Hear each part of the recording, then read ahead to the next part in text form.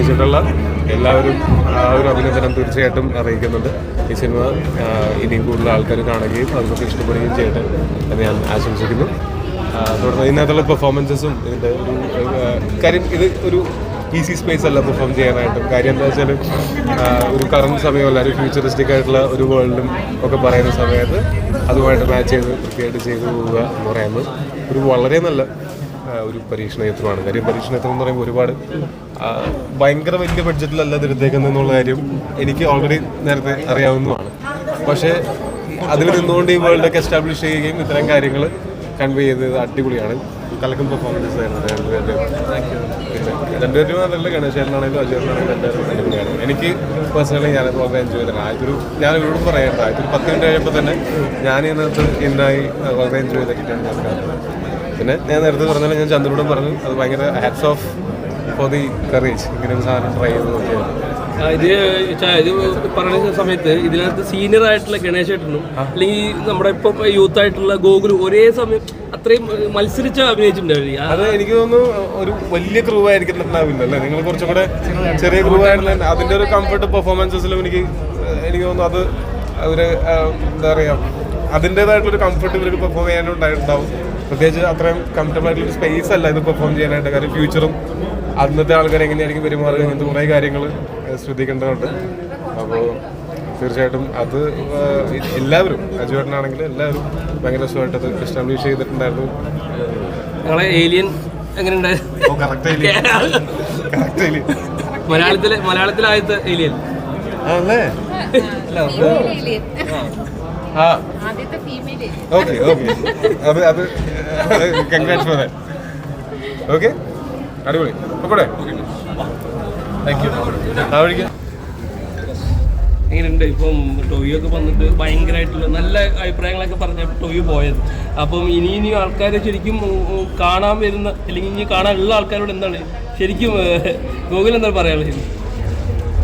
ഡയറക്ടറും പ്രൊഡ്യൂസർ സാറും പറഞ്ഞ പോലെ തന്നെ ഞങ്ങളൊരു വളരെ ഹമ്പിളായിട്ടുള്ള ബിഗിനിങ് ആയിരുന്നു ഗഗനശാരി. അപ്പോൾ അതിന് വേണ്ടിയിട്ട് അജിത് സാറിനെ പോലത്തെ ഒരു പ്രൊഡ്യൂസർ മൂവിയെ അണ്ടർസ്റ്റാൻഡ് ചെയ്തപ്പോൾ അദ്ദേഹം പറഞ്ഞു ഇതിന് മുമ്പ് ചെയ്ത 2 സിനിമകളാണ്. ആ സിനിമകളോട് പൂർണ്ണമായിട്ടും ഒരു പ്രൊഡ്യൂസർ എന്നുള്ള നിലയിൽ അതിൻ്റെ ഡയറക്ടറിനും അതിൻ്റെ ആക്ടേഴ്സിനും എല്ലാം റിക്വയർഡ് ആയിട്ടുള്ള എൻറ്റയർ ഫെസിലിറ്റേഷൻ പ്രൊവൈഡ് ചെയ്തിട്ടുള്ള പ്രൊഡ്യൂസർ കൂടിയാണ്, ഇറസ്പെക്റ്റീവ് ഓഫ് ആ സിനിമയുടെ സക്സസ് അല്ലെങ്കിൽ അൺസക്സസ്ഫുൾ ആയിട്ടുള്ള നേച്ചർ.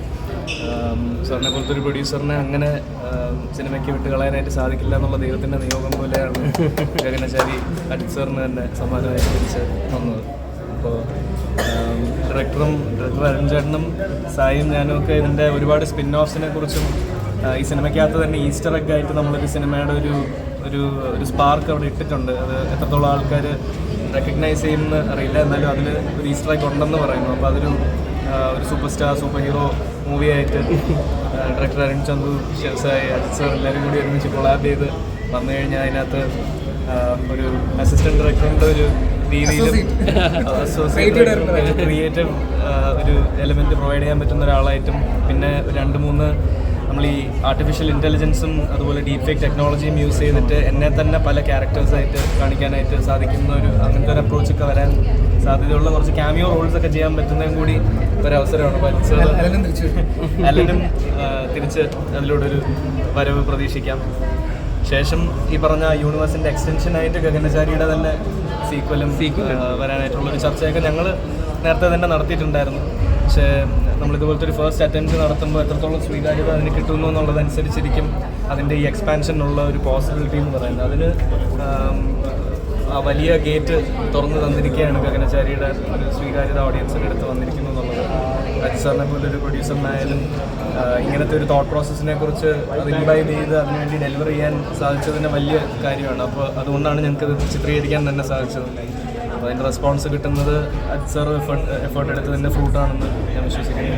അജിത് സാറും സാറ്റിസ്ഫൈഡ് ആണെന്ന് ഞാൻ എനിക്ക് ഈ സിനിമ എടുക്കാൻ പ്രധാനപ്പെട്ട കാര്യം ഗണേശേട്ടനാണ്. ഗണേശേട്ടൻ പറഞ്ഞാണ് ഗണേശേട്ടൻ്റെ അച്ഛൻ എന്ന് പറഞ്ഞാൽ നമുക്ക് ഏറ്റവും കൂടുതൽ നല്ല ബന്ധമുള്ള ഒരു വലിയ വ്യക്തി നിങ്ങൾക്കറിയാം, ആർ ബാലകൃഷ്ണ സാർ. അദ്ദേഹമാണ് ഈ സ്ക്രിപ്റ്റ് ആദ്യം പൂജിച്ച് തന്നത്. അദ്ദേഹത്തിൻ്റെ കയ്യിൽ നിന്നാണ് വാങ്ങിയത്. അത് വാങ്ങിച്ചാണ് ഞാൻ രവിചന്ദ്രൻ ഫസ്റ്റ് അതിനെ പരിചയപ്പെടുത്തിയത് ഗണേശേട്ടനാണ്. ഗണേശൻ്റെ പെങ്ങളാണ് സായി. അതിൻ്റെ ഒരു അനുഗ്രഹം ഇതിനകത്തുണ്ടായി. സുലേഖ ഫിലിംസിന്റെ ആദ്യത്തെ ചിത്രീകരണം നടന്ന സിനിമയും തീർച്ചയായും അപ്പോൾ തുടരെ ഒരു വിജയം ഉണ്ടാവട്ടെ, പുതിയ സീക്വൽസ് ഒക്കെ പെട്ടെന്ന് തന്നെ ആരംഭിക്കട്ടെ എന്ന് ഞങ്ങൾ പ്രാർത്ഥിക്കുന്നു. Okay, thank you.